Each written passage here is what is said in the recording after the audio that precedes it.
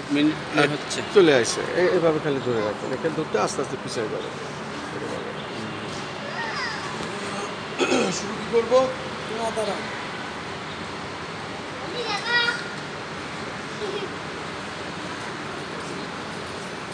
আমি কিন্তু অ্যাঙ্গেল দেই নাই। কে আপনার লুক থাকবে ওদের দিকে। এই যে খন্দকার সাহেব রেডি, শুরু করতেছি। রেডি, 1 2 3। শুধু দর্শক, আমি খন্দকার মাসুদুজ্জামান, দীর্ঘ আজ 20 বছর হতে চলবে, বিচার আমি আজও পাইনি। সে কারণেই জাতীয় প্রেস ক্লাবের সামনে প্রত্যেক ঈদের নামাজ পড়ে এসে আমি এইভাবে মানববন্ধন এবং সন্ধ্যা সম্মেলন করি। পাশাপাশি রাষ্ট্রকে জানান দেওয়ার জন্যই আমি এই কাজগুলো করে থাকি সাধারণত। কিন্তু আমার ওই পিতা ও ভাই হত্যার বিচার আমি আজও পাই। 2006 সালে আমার আব্বা ব্রিটিশ আমলে পুলিশে চাকরি করতেন এবং ব্রিটিশ বিরোধী আন্দোলনে ওনার সক্রিয় ভূমিকা ছিল। এরপরে উনি বাংলাদেশে খুলনা অঞ্চলে পানি উন্নয়ন বোর্ডে চাকরি করেন এবং সেখানে মুক্তিযুদ্ধে সরাসরি অংশগ্রহণ করেন। যেহেতু উনি পুলিশের ট্রেনিং নিয়েছিলেন, সেই কারণে উনি ওনার সহকর্মীদের অস্ত্রের ট্রেনিং দিতেন। সুন্দরবন থেকে শুরু করে বিভিন্ন অঞ্চলে উনি যুদ্ধ করেছেন। অত্যন্ত সাহসী ভূমিকা ছিল তার, যেহেতু পুলিশের চাকরি করতেন ব্রিটিশ আমলে। আমরা আরও কিছু জিনিস দেখাচ্ছি যেটা আমার ভাইয়ের বউ শুনতে না পারবেন। তার সহযোগিতায়, তার নীল নকশায় মাফিয়া চক্র তাদেরকে হাতে নিয়ে সমস্ত টাকা পয়সা, সোনাদানা, গয়নাপাতি আগে লুটে নেয়।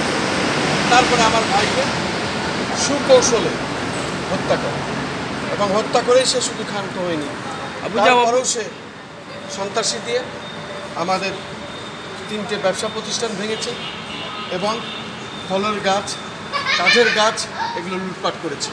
এরপরে আমাদের বাড়িঘর ছাড়া করেছে। আমার আরেকটি বিষয় আমি এখানে দেখাচ্ছি, সেটা হলো ওই সময় ঝিনাইদহ জেলায় আমরা মানববন্ধন করি, পাশাপাশি ঝিনাইদহ জেলা প্রেস ক্লাবে সংবাদ সম্মেলন করি এবং সংবাদ সম্মেলনের মাধ্যমে আমরা খুনিদের ধরানোর জন্য রাষ্ট্রের প্রতি আহ্বান জানিয়েছি এবং ওই অঞ্চলের যারা প্রশাসন ছিলেন তাদের প্রতি আহ্বান জানিয়েছিলেন। কিন্তু তারা আসামিদের আজ পর্যন্ত খুনিদেরও আজ পর্যন্ত। আমি এক পর্যায়ে যখন আমি দিশেহারা হয়ে যাই, আমি তখন চিন্তা করলাম যে আমি হুমকির মধ্যে আছি, যে কোনো সময় আমাকেও হত্যা করতে পারে এবং আমাদের পরিবারের যে কাউরে হত্যা করতে পারে। তখন আমরা সরে আসি এবং ঢাকাতে চলে আসি। আমি যেহেতু পূর্বেই আমি ছোটোকাল থেকে ঢাকায় আমাদের চলাফেরা এবং ঢাকাতে আমি একসময় বেগার্ড ইনস্টিটিউটে প্রায় 30-35 বছর আগের কথা বলছি, আমি ফটোগ্রাফিতে ওখানে কোর্স করি মঞ্জুর আলম বেগ স্যারের কাছে বেগার্ড ইনস্টিটিউট এবং গোলাম মোস্তফা স্যারের কাছে ভিডিও কোর্স করি।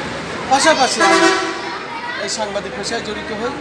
তখন রশিদ তালুকদার, স্বপন শাহ, তাদের সাথে এবং আরও অনেকে ছিল, তাদের সাথে আমরা ফটো সংগ্রহতা করতাম, ক্যামেরা পার্সন হিসাবে কাজ করতাম এবং আমরা সারাদিন বিভিন্ন জায়গায় যে কাজ করতাম, তাদের শেষে বেগার্ড ইনস্টিটিউটে বেগ স্যারের কাছে বসে আমরা ওখানে ছবি তৈরি করতাম এবং স্যারের সাথে আমরা আলোচনা করতাম, ভালো মন্দ বিচার বিশ্লেষণ হতো, তারপরে পত্রিকায় ছবি ছাপা হতো।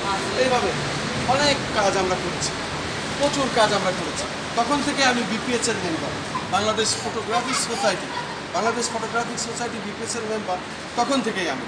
কিন্তু আমার সাথে দীর্ঘদিনের অনেক সাংবাদিকদের সাথে আমার যোগাযোগ এবং পরিচয়, আলোকচিত্র শিল্পীদের সাথে আমার যোগাযোগ এবং পরিচয়। যেহেতু আমরা একই লাইনে, একই কাজ আমাদের করতে হয়, আর কাজের ক্ষেত্রে পেশাগত দায়িত্ব পালন করতে গেলে আমাদের বিশেষ করে বাংলাদেশ দেশ, কারণ আন্দোলন সংগ্রাম মুক্তিযুদ্ধের মাধ্যমে এই দেশ স্বাধীন হয়েছে। তারপরে আমরা আসলে এই দেশে কখনোই আমরা শান্তি পাচ্ছি না। কেন? এক সরকার আসে, আর এক সরকার আসে, তারপরে আবার আন্দোলন হয়, আবার সংগ্রাম হয় এই আন্দোলন সংগ্রাম একের পর এক আছেই, তখন আমরা বিভিন্ন সময় আমরা রাজপথে থেকেছি এবং রাজপথে থেকে আমরা এই ক্যামেরা, এই ছবি তোলা, এই ভিডিও ফুটেজ নেওয়া, বিশেষ করে তখন ছিল ফিল্মের যুগ, তখন আর এই ইন্টারনেট আসে নাই, মোবাইল আসে নাই, তখনকার কাজ ছিল অত্যন্ত কঠিন এবং কষ্ট। ক্যামেরায় যারা কাজ করতো তারা জীবনে দিয়ে কাজ করতো, সেই ধরনের কর্মকাণ্ডের সাথে আমরা ঝুঁকি নিয়ে থেকেছি। আমাদের অনেক সময় আমাদের ক্যামেরা ভাঙচুর হয়েছে, আমাদের উপরে মারধর হয়েছে, আমাদের উপরে পুলিশের টিয়ার সেল ছোড়া হয়েছে, আমাদের উপরে বিভিন্ন সময় সন্ত্রাসীদের আঘাত এসেছে, আমরা আহত হয়েছি।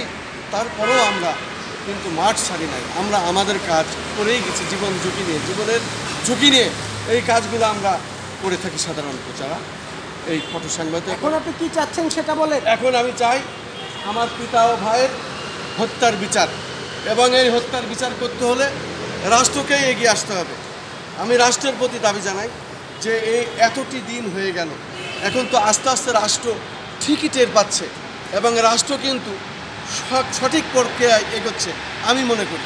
যেহেতু আমার বাড়ি ঝিনাইদহ এবং কুষ্টিয়া, ওই অঞ্চলটা দেশের প্রত্যেকটি জেলার মধ্যে একটি সন্ত্রাসী এলাকা, এবং পূর্বে আমি বলেছিলাম যে এই সন্ত্রাসী জোন হিসাবে খুলনা বিভাগটি জড়িত। এই খুলনা অঞ্চলটি, খুলনা বিভাগটি আসলে কয়েকটি জেলা এখানে বেশি জড়িত সন্ত্রাসীদের অভয়ারণ্য। ঠিক কিছুদিন হলো আপনারা দেখতে পাচ্ছেন পেপার পত্রিকা এবং ইন্টারনেটের মাধ্যমে, ফেসবুকের মাধ্যমে, ইউটিউবের মাধ্যমে দেশ বিদেশ এখন একটা আলোড়ন হয়েছে ঝিনাইদহ জেলা এই আনার হত্যাকে কেন্দ্র নিয়ে। এই আনার হত্যাকে কেন্দ্র করেই এখন অনেক তথ্য বেরিয়ে এসেছে। একথা কিন্তু আমরা অনেক আগেই বলেছিলাম জাতীয় প্রেস ক্লাবের সামনে দাঁড়িয়ে। যারা টেন্ডারবাজি করে, যারা সন্ত্রাসী করে, যারা অবৈধ অস্ত্র হাতে নিয়ে বেড়ায়, ঘুরে বেড়ায়, আবার প্রশাসনের সাথে তারা কিন্তু আঘাত করে চলে।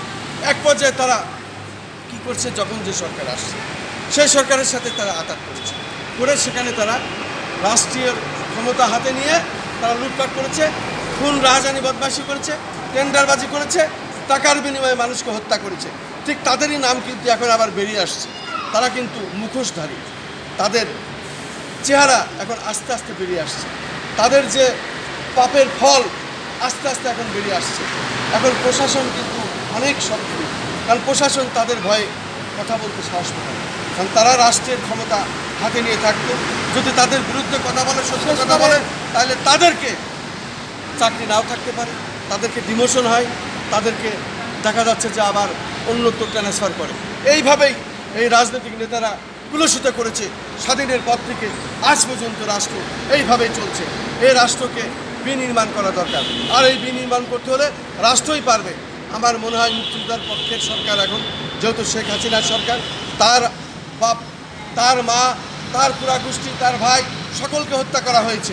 অতএব হত্যার কি জ্বালা সে বোঝে, এই হত্যার জ্বালা যেমন আমি বুঝছি, এবং শেখ হাসিনাই চোখে আঙুল দিয়ে বুঝিয়ে দিয়েছে যে 20 বছর 30 বছর কোনো ব্যাপার না। এই হত্যার বিচার সবসময় করা যায় যদি প্রশাসন সঠিক থাকে, যদি আদালত সঠিক থাকে, বিচারক সঠিক থাকে, ন্যায় বিচার হয়, তাহলে পারে এই দেশে বিচার পাওয়ার কোনো ঘটনাই না। ন্যায় বিচার হবে এবং ন্যায় বিচার এই রাষ্ট্রই করে দিতে পারবে। আমি রাষ্ট্রের কাছে দাবি জানাই, আমাদের কয়েকশো কোটি টাকা লুটে নিয়েছে, জয়নাল হাজারী থেকে শুরু করে আওয়ামী লীগের অনেক এমপি, মন্ত্রী, নেতারা জড়িত আছে। এটা শেখ হাসিনার কাছে আমি দাবি, মাননীয় প্রধানমন্ত্রীর কাছে আমার দাবি। আজকে আমি জানাচ্ছি, এতদিন আমি জানাইনি, এতদিন আমি বলেছি ভিন্ন কায়দায়। যেহেতু এখন আমি দেখছি রাষ্ট্রের অনেক কিছুই প্রধানমন্ত্রী এখন হাতে নিচ্ছেন এবং দায়িত্ব নিচ্ছেন, তাদের বিচারের আওতায় আনছেন। ঠিক আমার পিতা ও ভাইকেই এভাবে আনতে হবে আইনের আওতায়। যারা খুনি, যারা এই নীল নকশা করেছে, যারা এই মাফিয়া, তাদেরকে ধরতে হবে, তাদেরকে বিচার বিভাগের তদন্তের মাধ্যমে, উচ্চতর তদন্তের মাধ্যমে তাদের আদালতের কাঠগড়ায় এনে বিচার বিভাগের তদন্তের মাধ্যমে ফাঁসি দিতে হবে, যাতে এই ধরনের ঘটনা এদেশে আর পুনরাবৃত্তি না হয়। আমি পরিষ্কারভাবে বলতে চাই, রাষ্ট্রকে এই দায়িত্ব নিতে হবে, আমাদের ক্ষতিপূরণ দিতে হবে। এই কয়েকশো কোটি টাকা আমাদের লুফে নিয়েছে, আমাদের 3-4টে ব্যবসা প্রতিষ্ঠান ভেঙেছে, ফলজ কাঠের গাছ কেটে নিয়েছে, নগদ অর্থ, স্বর্ণ অলংকার সহ পুরা টাকা পয়সা লুটপাট করে নিয়েছে। আমরা বাড়ি বন্ধ ছাড়া আমরা পথে পথে ঘুরে বেড়াচ্ছি। আমি ন্যায় বিচার চাই, সুষ্ঠু বিচার চাই এবং আদালতের মাধ্যমে বিশেষ করে বিচার বিভাগ তদন্তের মাধ্যমে উচ্চ তদন্তের মাধ্যমে আমি ন্যায় বিচার চাই এবং এই ন্যায় বিচারের মাধ্যমে আমি খুনিদের দৃষ্টান্তমূলক শাস্তি চাই, ফাঁসি চাই। আমি খন্দকার মাসুদুজ্জামান, জাতীয় প্রেস ক্লাবের সামনে এবার আমি দাঁড়িয়েছি এই ঈদের দিন। আমার দাবি একটাই, আমি ফাঁসি চাই, খুনিদের ফাঁসি চাই, খুনিদের ফাঁসি চাই, ন্যায় বিচার চাই। ঠিক আছে? হ্যাঁ ঠিক আছে, এত কথা কয় না।